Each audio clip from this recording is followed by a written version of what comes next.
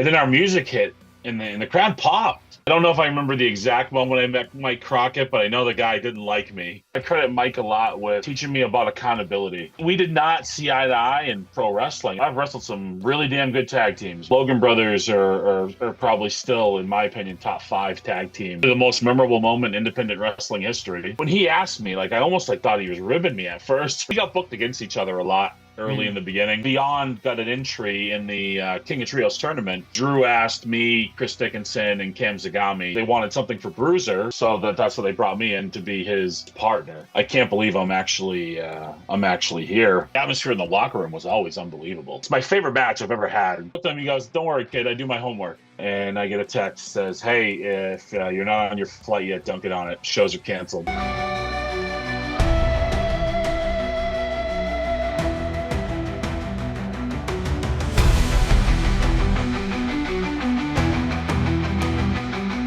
Ladies and gentlemen, hosted by Coach C, Chris Sanders, this is Best for Business.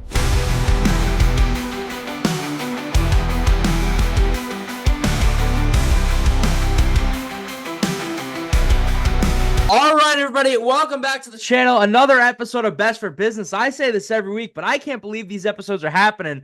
Brian Milonas, man, thank you so much for joining me. Yeah, hey, no problem, man. See, you've been putting out a lot of these, so guess I had to get the KingPin on. Yeah, I'm pumped for this one now. When I talk podcast, I'm curious. The first thing I want to ask you about, what was that first interaction you've had with Mike Crockett? Oh man, so I guess it probably would have been at a chaotic wrestling show. I don't know if I remember the exact moment I met Mike Crockett, but I know the guy didn't like me.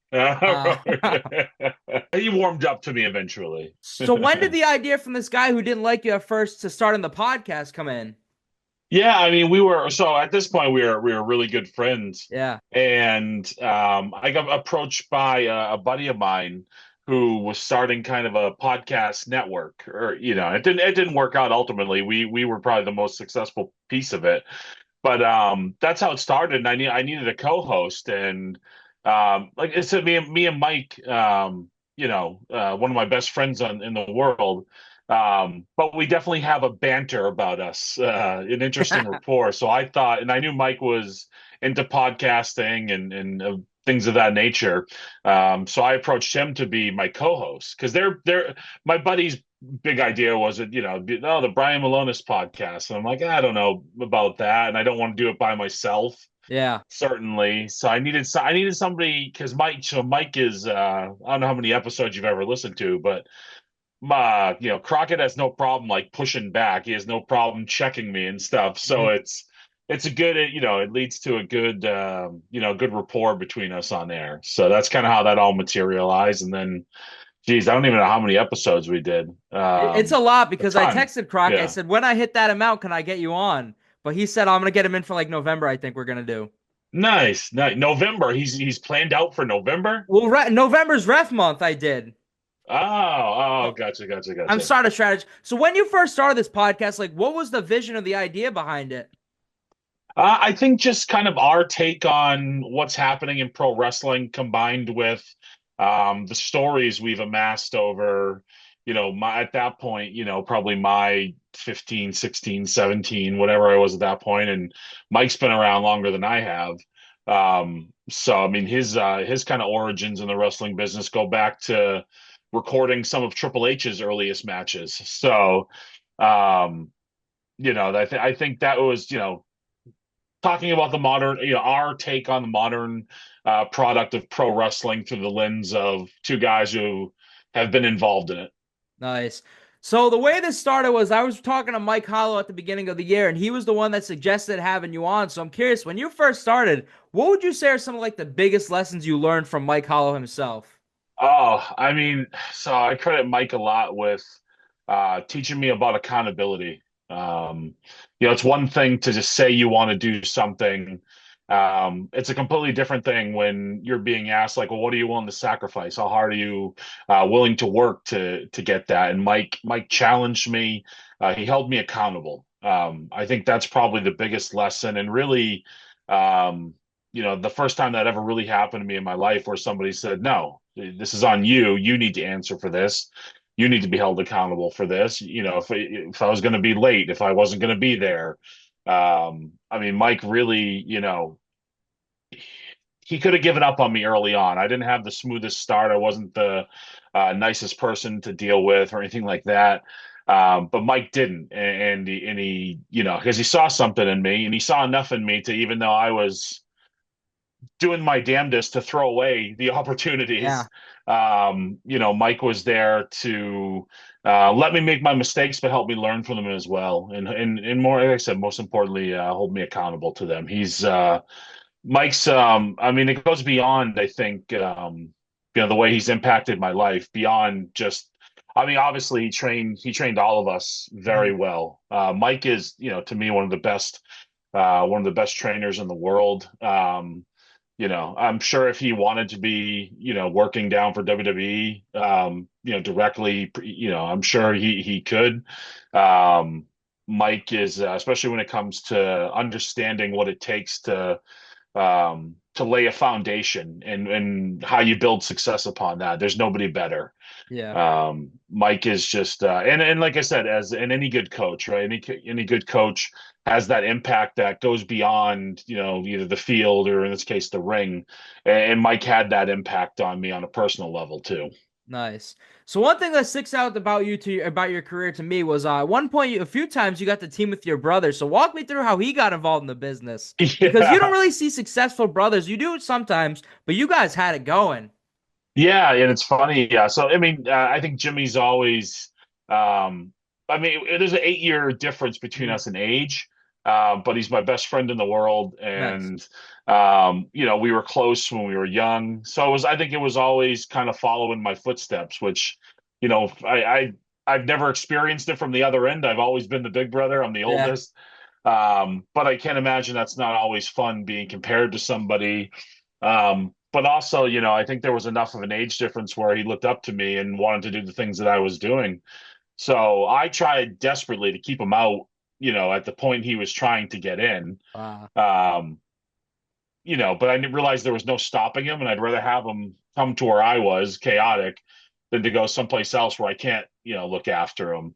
So honestly, it's funny.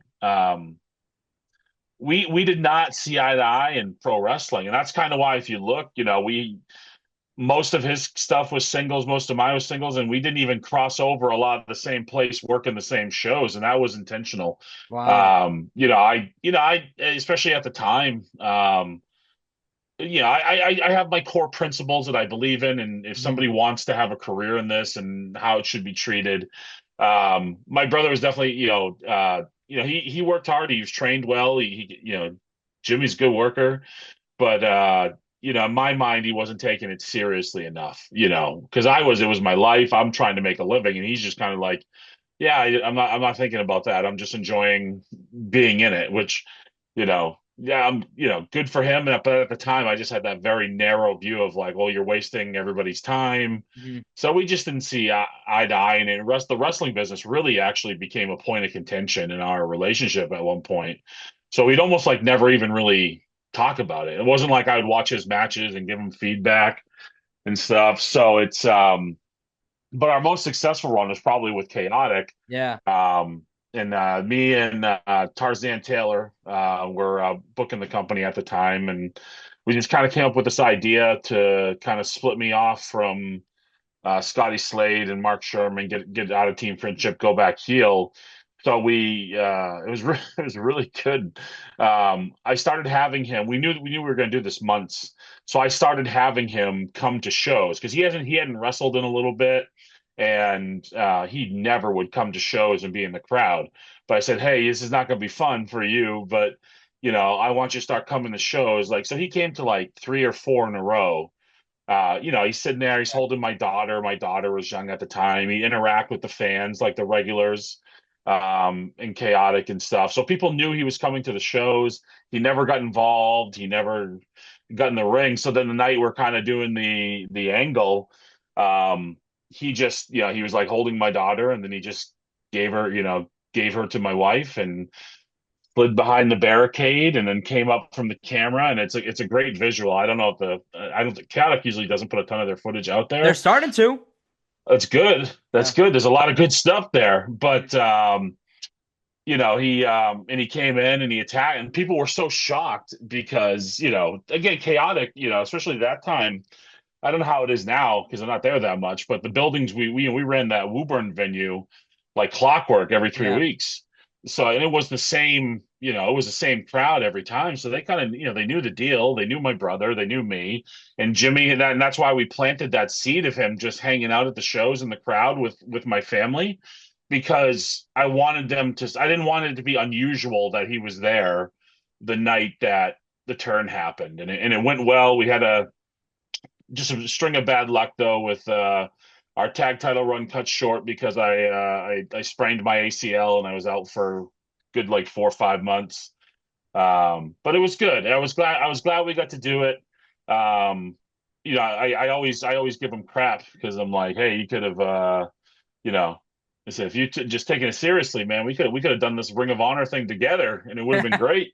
uh But no, but he's doing great right now. He actually just shared on yeah. social media. My brother got up to like 700 pounds, Mhm. and he's literally half that right now. Wow, that's He's awesome. down to 350, and he's working hard, and he's literally saving his own life at this point. So super proud of him, and I don't know if we'll ever see him in the ring again, though. I'll have to work on him. I'm trying to Nice. work on him because he has a son, my Mhm. little buddy, my nephew, and hopefully it'd be cool to do one match so all of our kids could see us one time, do a tag match or something. Yeah. So Through the years at Chaotic, do you have any Logan Brothers stories that stick out to you? yeah, I mean, I'm trying to think of like a fun anecdote, but most of my stories with them were just really, enjoying the hell out of wrestling them. Mhm. And I've wrestled some really damn good tag teams, man. Like, I was a member of the Bouncers and, working the Ring of Honor, working with teams like the Young Bucks, the Briscoes, the Kingdom, the OGK, Yeah. as well as the regular Kingdom, PCO and Brody King, like all these really Motor City Machine Guns, like all these top tag teams. And I'll tell you, the Logan Brothers are probably still, in my opinion, top five tag team I've ever wrestled.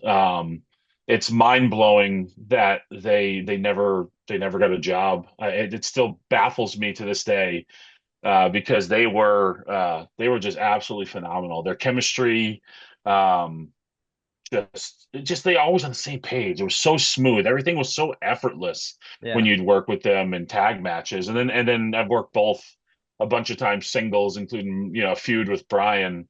But two guys, man, just never got their due, and it sucks. And that's just sometimes that's the story in this business. Hmm. Um, you know, but man, still Yeah. among the best tag teams I've ever Yeah. worked. Yeah. So when we talk chaotic wrestling, now I believe my stats are correct. So three-time heavyweight champion, two-time New England, and five-time tag. Sounds about right. I'll So take your what does word that on it. mean to you, seeing the lineage of chaotic wrestling and everything that you've done there? Yeah, I mean, it's cool to still see it going, still going strong after all these Yeah. years. It'll always have a special place in my heart, even though I'm not, haven't really been around in a while, all that, all that much. Hmm. But it was a place that broke me in, place where I got my start, place where, uh, you know, um, probably the most memorable moment in independent wrestling history, with Vince, and Cena in the ring there. So that's cool. I'm glad to still see it going. I've had the pleasure of working with a number of their students. Ricky Smokes, Mortar.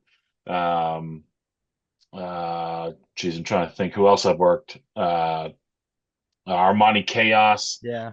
I don't want to give like anybody's government name, so I'm trying to think of Yeah. the think of the rest of them. But yeah, just still producing a ton of talent. Looks like the shows do incredible business, and a place that'll always hold a special place in my heart for sure. Yeah. Yeah, so when I was doing my research on you, your resume kept going and going. Now, something I've been watching so much of recently, you were part of the 14th annual ECWA Super 8. So what does that mean to you, and how did you get that opportunity? So I had been working for Jim Kettner, who Uh, ran the ECWA for 40 some odd years. Jim Kettner probably the best and smartest. And with apologies to every other independent promoter I've worked for, Mhm. I think Jim Kettner is about the best promoter I've ever worked for. He was honest, he was forthright, he had good booking decisions, he was creative, just ran great shows. So we had worked for him for uh a number of years. There was a relationship between Chaotic Wrestling, ECWA, and then IWF in Jersey. And so he booked me for an appearance Mhm. down there. And I remember I was traveling with Julian Starr and I was traveling with my brother Jimmy. And so we get there and Jim wants to see me when he pulls me aside. Now keep in mind, I'll set up this, like, I've got my ass chewed out by Jim before. Mhm. But deservedly so, for going over on time on a match. And um, he let me have it. So he's Yeah. pulling me aside, and in half of my mind, I'm like, oh, what the hell is going on here? Like, did I do something? So I'm Yeah. like, oh man. And keep in mind, Jim is like, on a good day, Jim might be 5'10", 160 pounds. That's Yeah. on a good day, I think. And but I was terrified. I thought I messed up. I was like, oh no, what did I do? But he goes, so about the Super 8 tournament? And I said, very well aware of it. So I'm thinking maybe he's going to ask me. So right there, I'm like, oh, cool. Maybe I'm going to get to be in the summit, because there was always like a tag team, Mhm. battle royal that they call the summit. And he goes, well, I want you to be in the tournament. And I was like, wait, what? Yeah. I was shocked, because I'm like, this is historically the Super 8 tournament it's a junior heavyweight, or cruiserweight, or whatever it may be. It's how you think high flyers, you think really technical wrestlers, and I'm neither of those. Yeah. So, I think I can hold my own with anybody, and I think I'm pretty darn good at what I do, but I am not a high flyer. I am not a technician. Mhm. And I'll go, I've said it before and I'll say it again. I'm pretty proud of the fact that I was the first fat guy to be in the Super 8 tournament. Yeah. But I couldn't believe it. I was blown away. It wasn't even on like, it wasn't even a goal of mine. And Mhm. not because I didn't think it was prestigious, and not that I didn't think it was special.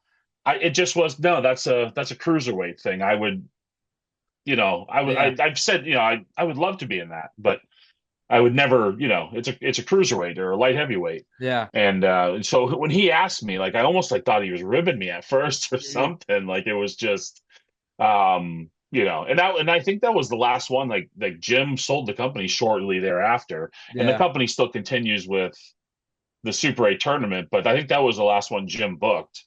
But it's still, to me, the coolest thing. Like, I think like, I hold a pretty cool distinction in uh wrestling history here. I think I'm the biggest competitor in both the ECWA Super 8 and the Ring of Honor Top Prospect tournament. I think I'm the biggest competitor to ever compete in either of those. So Yeah. So that was going to be the next thing. How did the Ring of Honor top prospects come to be? yeah, so I mean, at that point, I'd really slowed down. My daughter was born. Mhm. I was kind of, giving up on the dream aspect of it. I had thought, all right, I tried. Maybe I'm just going to be okay with being a local guy. And at that point, I had really taken a big hand in helping the old owner of Chaotic Wrestling, Jamie, run the Mhm. company. Like, I really was doing a lot of work working with him. I was booking it, but also, on the business end, I had a plan where I wanted to start doing some sold shows. Like, I had like a business plan, in a long-term vision for it. So I kind of really settled right, into that, and just became accepting of it. And then there started to be some friction, Mhm. between me and Jamie and stuff. I thought he was meddling in the booking a little too much for my liking, and his view of it was, hey, I'm the owner. Like, this is Right. my company, and I don't think either of us was wrong. But I just it I saw I was like, what, it's not working. I'll just go back to being a wrestler on the shows. Mhm. So I stepped down as booker, and then Chase Del Monte took my place, and then him and Jamie had a conversation with me about they're going to treat me like a special attraction, we'll trot you out every few shows sort of thing. You'll be the Big Show or Kane. Mhm. And I was like, wait, what do you mean? Oh, well, you're a little older now and blah, blah, blah. I'm like, wait. So you're like phasing me out. I was very mad Yeah. over this. And I went and kind of thought on it. And I told Jamie, like, I quit. Like, make my Wow. match against Dijak at Cold Fury for I get fired from Chaotic. I'm just going to leave and go elsewhere. So around that same time too, I had a conversation with old Warbeard, Ivar himself, Mhm. and he had told me about like Kevin Kelly had asked about me, and I had never spoken to or met Kevin Kelly in my entire life, and I said, well, why did Kevin ask about me? And he goes, I don't know, but he was asking if you're still active. What are you doing? What sort of shape are you in? And that really kind of got me, between being pretty pissed off about, being called old and being Mhm. phased out of the show at Chaotic, and especially after all I had done for the company. Um, and then hearing that, I was like, you know what? I think I'm going to give this one more go. So I applied to and was accepted to do a tryout at the Ring of Honor dojo in Philly, Nice. and it was a 2-day tryout that went extremely well for me. Um, so from there, nothing's promised. They tell you, they think, hey, yeah, we could use you, we could put you on TV. So I would just start hopping in with Todd Sinclair and Ivar, and anytime they were anywhere close, I would just go and show face and show face. I just kept showing face. Did a couple dark matches, I think, here and there, but nothing really doing. And we were in Baltimore, and I get pulled aside by Delirious and Kevin Kelly, and with two of the guys that I've known the longest, two of my best friends in wrestling, Todd Sinclair and Ivar. There, they let me know, that I had a spot in the top prospect tournament. So Wow. that was a pretty cool, pretty special moment. Made even better by the fact I get to share it with two of my oldest and closest friends. Yeah. So when you talk about that tryout, I'm curious, do you remember any of the other people who were in that tryout with you? Yeah, Time. I mean, so Josh Woods, Mhm. who's in AEW right now. He was there. Um, I'm trying to think of what her name is in NXT, but she on Indie she was Karen Q. Yeah, I know. I Um, can't remember her name, but yeah. I just forget what her WWE name Yeah. is, but she was there. MJ Jenkins, who I think had a spell in AEW, Mhm. was there. Wrecking Ball Legursky was Ah, there. Yeah, so I'm trying to think if there was anybody else. I can't really I don't remember anybody else of note. I mean, I think me and Woods are probably and Karen Q are probably the biggest three to come out of that. yeah. So another thing I'm curious about with Chaotic, I was doing some old film study. How did the formation for the Empire start? Yeah, at that point I think I had been teaming with this guy named Sledge who he Mhm. wore face paint, and I even wore face paint one time. And I wanted to go back singles, and Scott Reed hadn't been really, Scott Reed was around, but they weren't really doing anything with him. So I thought, hey, this would be a cool little group here. Have them be the tag team, me be the singles guy. So that's just kind of how it all came together. Wow. I think with the most um, fun moment with all that was the culmination. It was me and Tommaso Ciampa feuding, and him and his brother had this bright idea to his family would always go to shows, so I would attack his brother in the crowd. Now they didn't want to telegraph it, so they didn't tell any of their family members, didn't tell their dad, nothing. So at the PAV in Lowell, there was like a back door you could sneak into. So we strategically placed them there, and so I come from behind and I just blast Tommaso's brother Brad. And the old chaotic barricades are like these. They were like these really orange, unsteady. Like if they weighed 1,000 pounds, but if you blew on them, they would fall over. Yeah. So his brother goes flying through it, takes a hell of a bump. But they didn't smarten up Tommaso's dad, so his dad just starts swinging on me, and just losing control.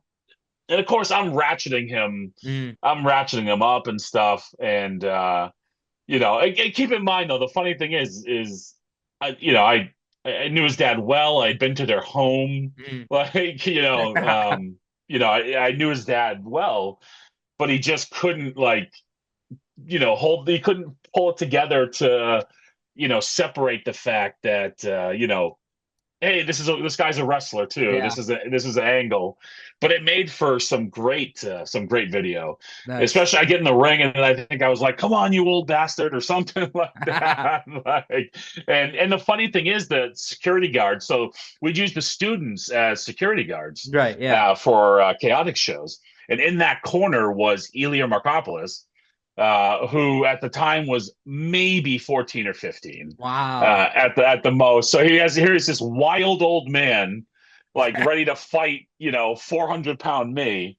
And so somebody called 911 because we had gotten his brother in the ring and we were whipping him and like doing all sorts of stuff. And Tommaso was tied up in the ropes. Yeah. So yeah, so so somebody called 911. Like it was a scene. Wow. My dad and my brother was there too, but my brother wasn't really wrestling yet. My brother Mhm. was just like a kid in the crowd, I think, at that point. And my dad's telling them like, hey, if they get in the ring after Brian, you take my cane and go in. It was wild, man. Wow. But it's good stuff. It's the there's not a person that went to that show that didn't remember that. We got in trouble.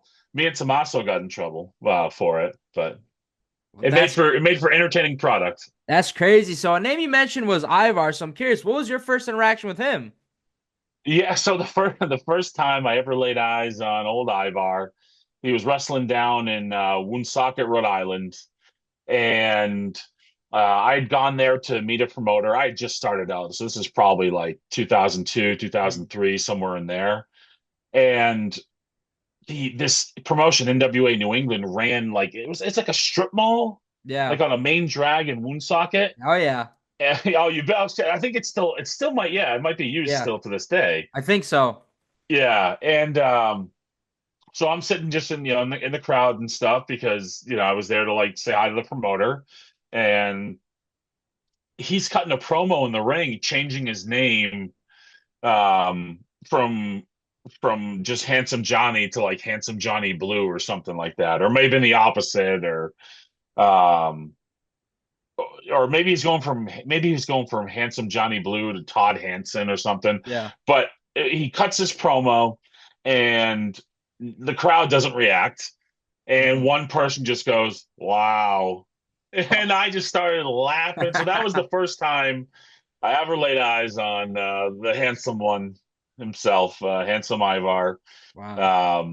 And then shortly thereafter, so we got booked against each other a lot early in Mhm. the beginning, usually because we were the two biggest guys on the show, and everybody loves a Yeah. good battle of the big men. So eventually, he came over to Chaotic Wrestling too and started training there too. And then, I mean, from that point, geez, for the next, I don't know how many years, 7, 8, 9 years, I probably saw the guy every day of our lives, Mhm. for like a solid like 6, 7, 8 year period. So Wow. So another thing yeah. that sticks out about your career, I was watching it back the other day. Now, you're a part of something pretty cool that I don't believe runs anymore. 2018, the King of the Trios. Oh yeah, for Chikara. How did that Uh, one come to be? Because I think that and ECWA, the Super 8, were like the tournaments back in the day. yeah, they were. So that was another cool thing to be a part Mhm. of. It was just simply chaotic and or not chaotic, excuse me, Beyond Wrestling Mhm. and Chikara were doing like a feud type thing. So we went down there. I was also in a Cybernetico match, which is wild too to think about. To have been in both of those. But there was like this war thing going on. So then Beyond got an entry in the King of Trios tournament, and Drew asked me, Chris Dickinson, and Cam Zagami to be this very odd trio Mhm. to go represent Beyond Wrestling. Yes, that was one of the tournaments. Who did you wrestle? Who did you wrestle in the first round? In the first round, I think it was Dasher Hatfield, That's right. Yeah. um, Mr. Touchdown. I think Mhm. I forget his actual name, And I think it was Boomer Hatfield. Oh So I think it yeah. was the three of them. So another thing that sticks out, how did the idea for the bouncers come to be? So it's funny. I had, kind of coming back to Ring of Honor there Mm, for it was in the 2017 Top Prospect Tournament. And for that entire year, um, I would do stuff here and there, did a TV match, couple darks, but nothing would materialize. Didn't have anything for me. There was talk of a super heavyweight division they had wanted to do, but that never materialized. And I had just about kind of given up on like, well, you know what? At least I got to do some stuff on TV. mm, It's not going to work out with Ring of Honor. I just kind of resigned myself to that. Like I'd still try, but like it wasn't looking good. And then I was at just my day job, my real job, and I get a text from Todd Sinclair saying, "Hey, can you?" And this is like Tuesday or Wednesday type of thing. mm. Can you be in Philadelphia on Saturday for, um, you know, TV? Yeah. And that was that Saturday, or excuse me, that Sunday was my son's first birthday, or excuse me, Wow. second birthday. Hmm. Um, so, you know, I had to talk to the wife about it. And, Yeah. of course she's going to say, yes, go, because it's the call I've been waiting for at this point, 15, 16 years. Hmm. And so, we're texting. I'm like, he's like, hey, can you be in? I said, yeah, of course. I said, is it like a TV match or something? And he goes, no, I think we got something for you. He goes, we'll talk more when you get to the building on Saturday. So I was like, oh, wow. Well, Hmm. okay, that's awesome. Yeah. And get to the building, and this kind of gets laid out that they wanted Silas Young to focus more on singles. I think he either was or he was about to win the television championship. And then they wanted something for Bruiser. So that's what they brought me in to be his partner. Now we had been teaming for at least a couple of tapings, and we didn't really have a name, and we were trying to just figure out like, okay, what there was. I'm trying to remember some of the awful names that were thrown around, but maybe all of us came up with terrible Yeah. ones. But somebody just said, I think it was like Bruiser and Todd Sinclair Hmm. kind of collaborating together, and said, why don't we just call ourselves the Bouncers? Hmm. And that's how it came about. We debuted as the Bouncers at I think at Hammerstein, and What a place to debut kind of at. what's that? What a place to debut at. Oh, I know. Like Yeah. that is like no joke. I mean, Madison Square Garden obviously will always be number one. Hmm. I only got to work there once, but of venues I worked regularly, man, Hammerstein Ballroom, when that place is full, when that place is rocking, holy smokes. Yeah. I was lucky enough. I think it was my second round. Yeah, it was where I lost. I wrestled Josh Woods and lost in Hammerstein, and that was my first time wrestling there. And I was scared out of my mind because I knew like our first round matches hadn't even aired yet. Mm. So they got these people have no idea who the hell we are. And we got to come out there and have this semifinal match for the top prospect tournament. So I thought we were going to get eaten alive, but we didn't. Like we hooked the crowd; they were into it. Like so, it was cool. But the atmosphere in that building is just unreal. Yeah. So you talk about Madison Square Garden. I know you talked about it on Leo's show, but like walk me through like what's going through your mind when you arrive there at Madison Square Garden. Like you said, Oh, that's your I was number just one. Yeah, I was I was just excited. Yeah. That they had like buses that were taking us, and Mm. call time wasn't till 1 o'clock, and I think the first bus was leaving at like 10:30 at 11, or 11, and I was like, no, I'm gonna be on the first bus. Mm. So I was excited just to get in the building. I went and set my bag down in the locker room, and I just went and sat out on the arena floor while the ring crew worked. And I just looked up at that famous ceiling, and I was just taking it all in. Like, I can't believe I'm actually here. And then, I didn't think I'd have any special spot in the Rumble. Um, I figured me and Bruiser might do something together. I even half thought, man, I wonder if they're going to do like Demolition and have me and Bruiser be number one and number two. Yeah. So to get there and be told that I was doing something with Liger and I was doing something with Fale, and then I was also going to be in there. I didn't have any planned spots with them, but got to have an interaction with oh geez, now his name's escaping me. But anyways, it just unbelievable. The Yeah. coolest day of my entire career to just be Nice. in that building. And it's funny, all of us, you had all of us, who had only ever, that's the only time we ever worked there. Mm. And then we were talking with PCO, and I think he had estimated like it was like his 37th time at the Garden or something. I was like, man, what a career.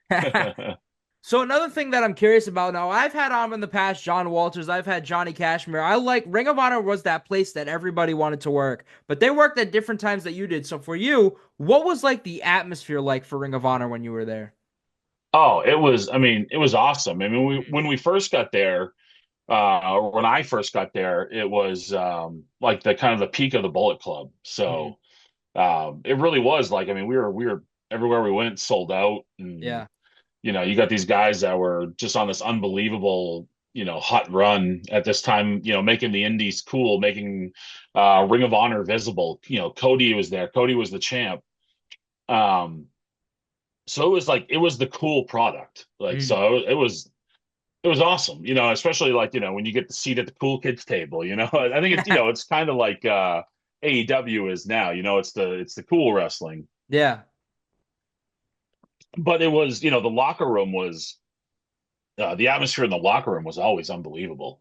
Mm. Um, Especially and that really even solidified more after the elite left, and everybody abandoned ship there, and then everybody just wrote our obituary. Yeah. And but it really galvanized the rest of us, and Yeah. we became such a tight knit group. Everybody just no egos, everybody pulling in the same direction. Everybody like hey, they think we're gonna just drift off and die. No friggin' way. So I mean, even so much so, I mean, and not just wrestlers either. Mm. It was everybody. It was the crew. It was the camera people, the announcers, ring crew, whoever. It was it was the most like inclusive, special place I've ever been in my entire career. Like literally, it was. Um, I mean, we didn't know it was going to be like our last time normal at Yeah. that point. This was February 2020, Yeah. Right before. and we were in St. Louis, and we couldn't like nobody could find anywhere to like go out. It was a Sunday night too, so we had Mm. wrestled in St. Louis on a Sunday night, and so everybody just ended up in the hotel lobby, and the amount of beer and pizza and whatever else strewn about, and everybody just having a good time and laughing together. And this is like the whole crew. Mm. This was a normal occurrence. And then of course less than 3 weeks later, um, they're canceling shows, and the entire future of the company gets altered at that point. Yeah. Um, but that was just such a special group of people, and everybody was just working together to just do the best they could for the company. So it Yeah. was just a real special place, man. What was it like wrestling in like February 2020? Because what were there any restrictions? I know you said you guys couldn't go out. No, no, it was well, I mean, it was more we didn't. It wasn't because of COVID we couldn't go out. Oh, okay. It was just because it was a Sunday night and everything was Oh, like okay. closed. But no, I mean, there was talk of it, and Yeah. obviously it was a thing, and people were talking about it. But never in a million years did we think like, wow, this would be the last time all of us are together, because at that point the company starts to get altered. Yeah. Like through the pandemic, the people from Europe really couldn't come in. Yeah. And stuff changes, and the way we have to film changes. We can't all be in the locker room together anymore. So that was, I think of that show in February 2020. It really was like the last real time all of us were together as like, without all these rules and restrictions, and again, completely altered the company going forward, because Yeah. at that point they are Ring of Honor is shopping aggressively for earlier that month.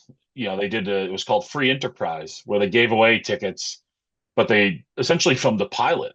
That show was a pilot to, film in front of a full arena to shop to television stations to try to go live weekly. And at the very least, they were gonna do it on YouTube or do it on Twitch.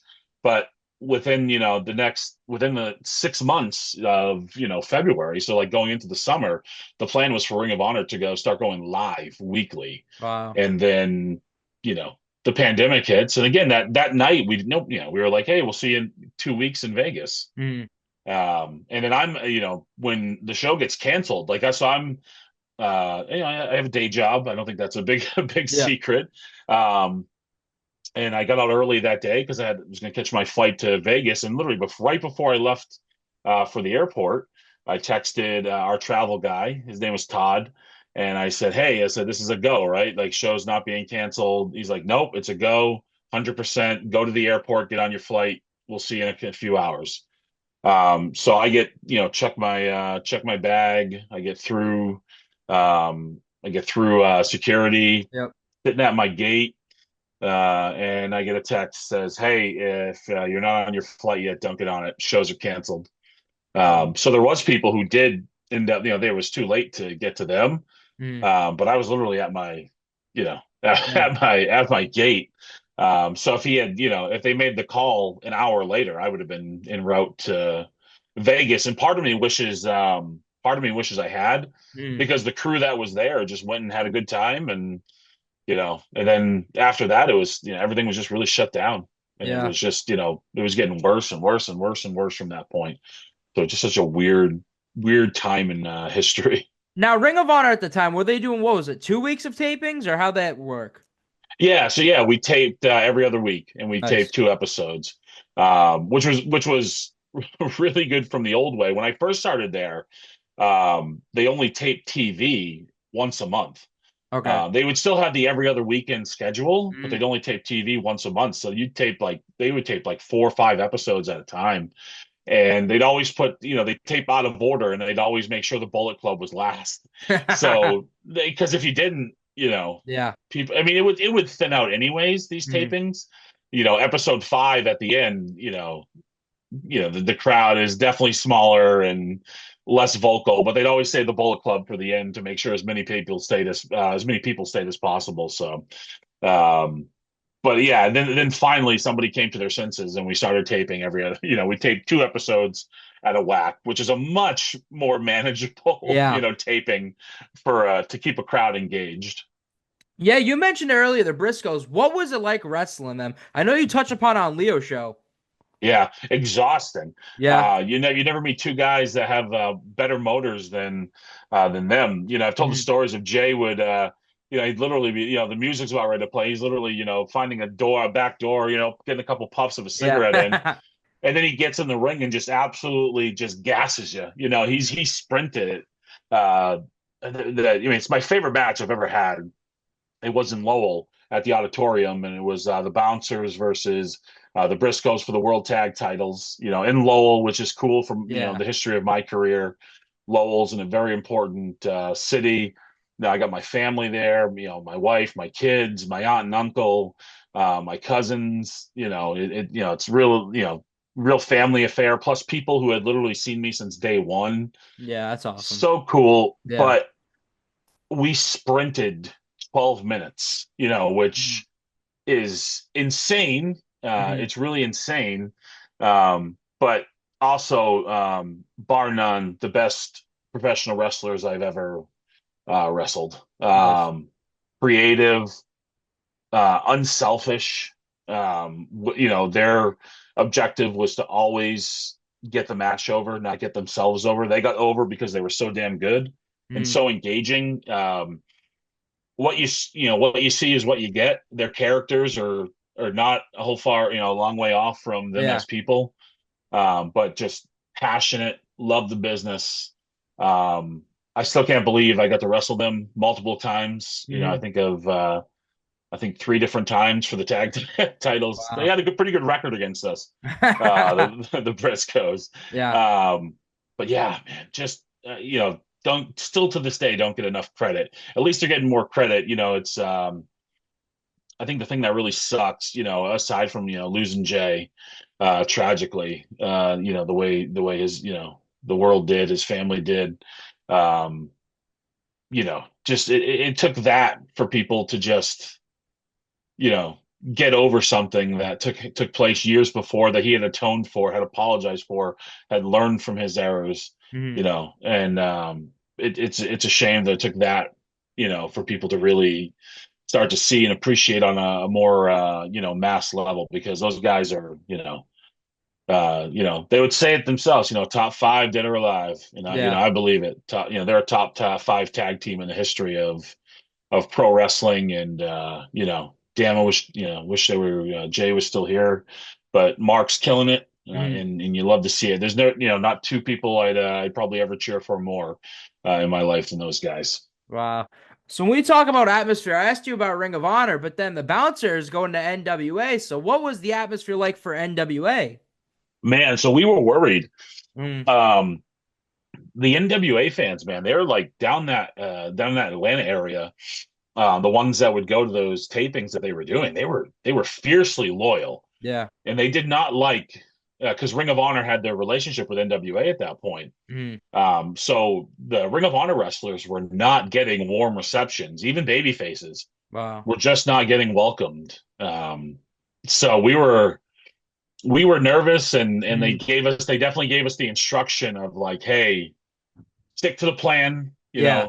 but they may boo you. And then Mm, he's like, don't worry, we'll win them over with what we're doing.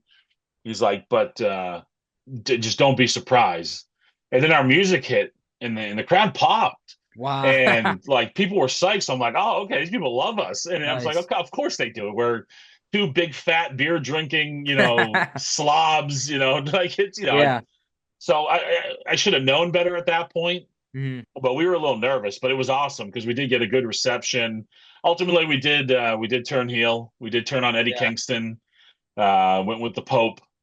But some cool stuff along the way. Got the challenge for the NWA tag team titles. Yep.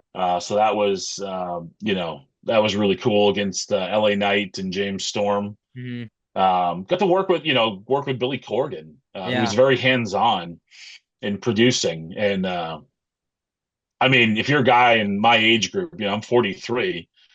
The thought of when I was purchasing Melancholy and the Infinite Sadness CD when I was in junior high school, the thought that one day I would be getting produced for a segment in a match by Billy Corgan, the lead singer of the Smashing Pumpkins, like it's Yeah. it's one of those like weird fever dream things of like, Yeah.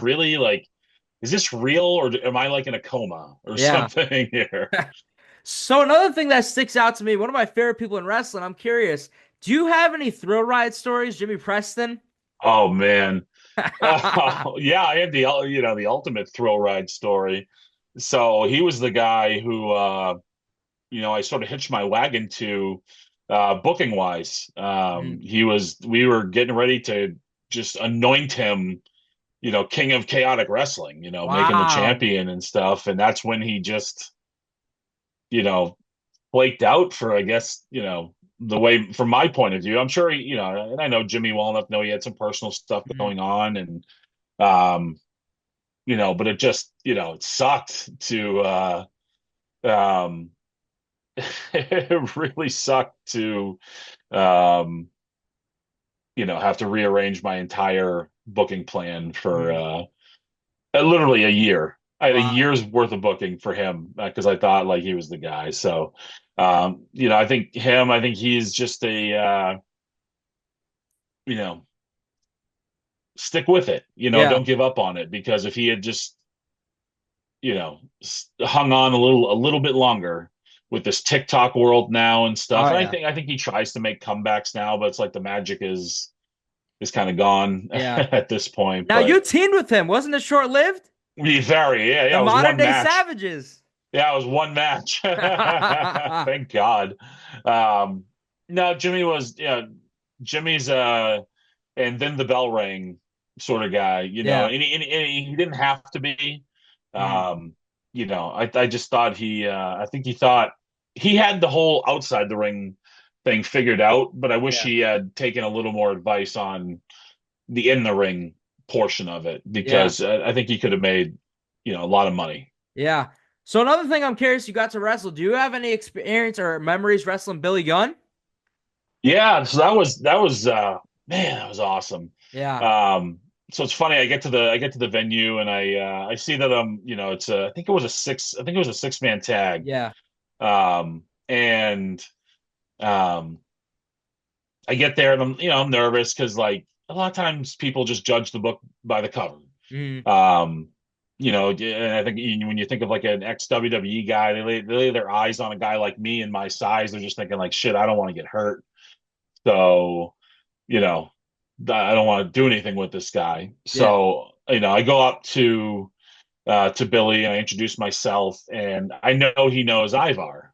Mm. So I kind of just go into that of like, hey, I've worked with him, I trained with him, like trying to get him to trust me. And he goes, I know who you are. I know you can work. He's like, Wow.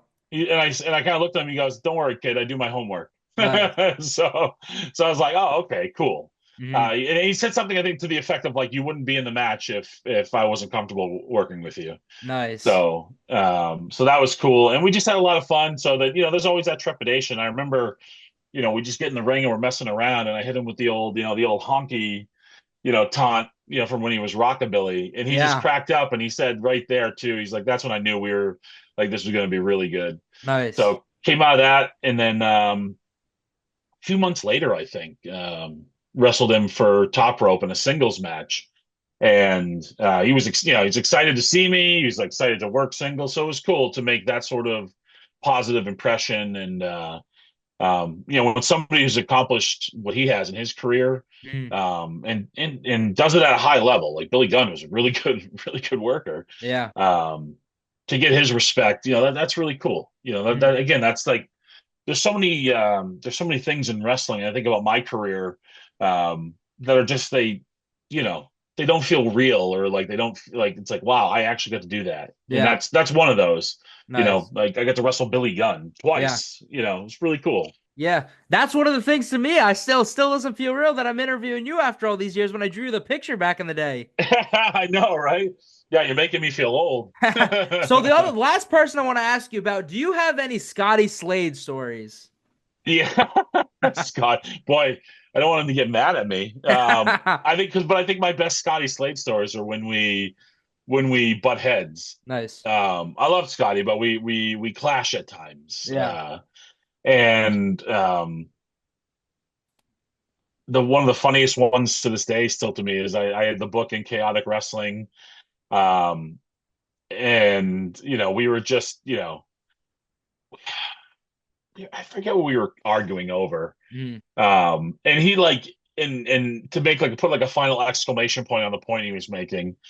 It was, and just so you know, you guys put the belt on the wrong guy. And he's talking about Sherman. And I was just like, what?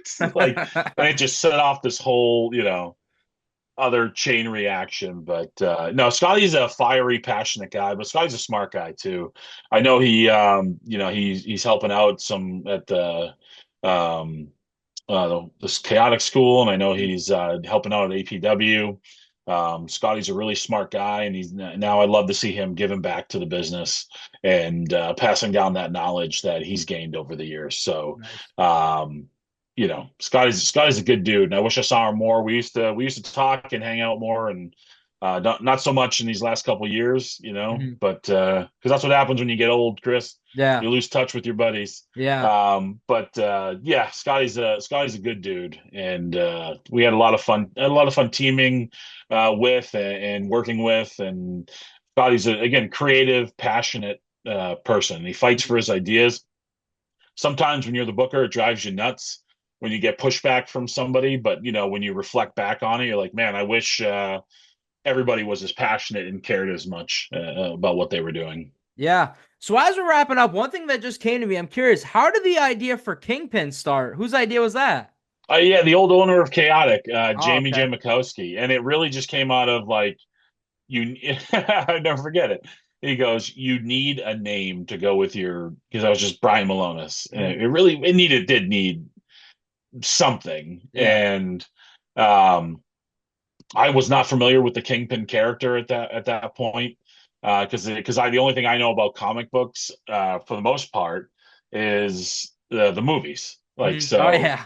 Yeah. if the character didn't appear in a movie, I probably didn't know who they were. Yeah. So I didn't know who the Kingpin was, and he told me about him. And he said, I think this would be a really cool name. It flows, it sounds nice. Plus, like physically, you'd be reminiscent of the character. So really, it was all 100% his idea. I rolled with it, and over the years, I've turned it into more what it is now. Yeah.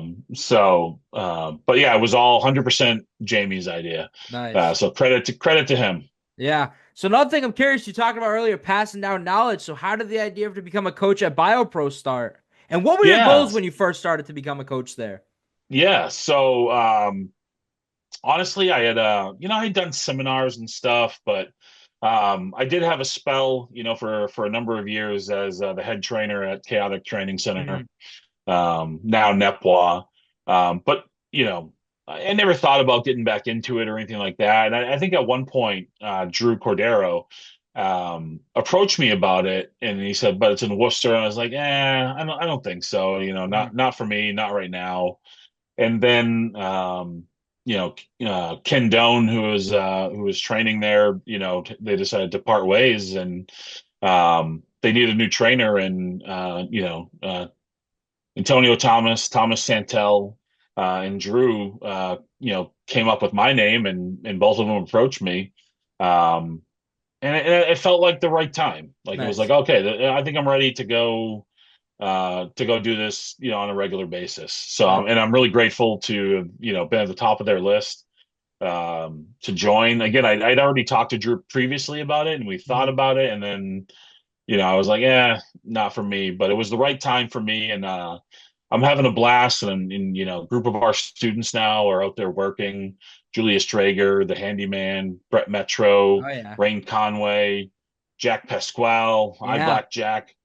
So we got a good group of students out there, and just doing awesome things, and I'm Nice. excited to see it. And it's fun when you teach, and then you see them go do. It's almost like it's like a parent relationship. Yeah. How's it training at the School Yahd? Oh, that place is awesome. That Nice. place is really cool. I didn't know what the hell it was, and then I go in Yeah. there, and it's like they're playing volleyball, they're playing like frisbee golf or whatever the hell it is. Like, I'm like, this place is wild. It has a snack bar. Nice. So it's a great atmosphere, though. It definitely provides a lot of energy, and keeps people on their best behavior too. No swearing, no losing your mind. Yeah. I have to listen to that too. Yeah. Well, Brian, I want to thank you so much for taking the time to join me. However, I've ended every interview the same. Now, the day Brian Milonas decides it's time to hang up the boots, which I hope is no time soon, but the day you decide it's all done, what do you want Brian Milonas' legacy in wrestling to be? Yeah. Honestly, I think for the fans, I hope my legacy is I was memorable, and I entertained you. And for the people in the back, I hope when you think of me, and after I'm long retired, that you think of somebody who was helpful, and it was good to be around. Just want to Nice. ultimately be remembered as a good person. Yeah. Well, I want to thank you for joining me now. Is the podcast going to ever return? I mean, you have to ask Mike Crockett that. Okay. We've had 50 million start stops. Hey, we're going to do this again. If I had my druthers, I would definitely be back doing it. It was a big regret of mine, at this point, when I think about when I decided to step away from it. Yeah. I was just really burnt out at that point. I was, working my day job. I was traveling with Ring of Honor. I was in school, Mm, going for my degree, and I had the podcast plus being a dad. yeah. Just something had to give. Yeah. But I regret it, because it was the podcast was a lot of fun, and I have a lot of fond memories, and I hope we bring it back full time soon. Yeah. When I interview him, I'll put him on blast, but I want to thank you, Brian, for joining me and doing this, man. I appreciate it. Yeah, anytime, man. Good to be on. Good luck, man. Thank you for everything, and thank you, everybody, for watching this episode. This was Best for Business.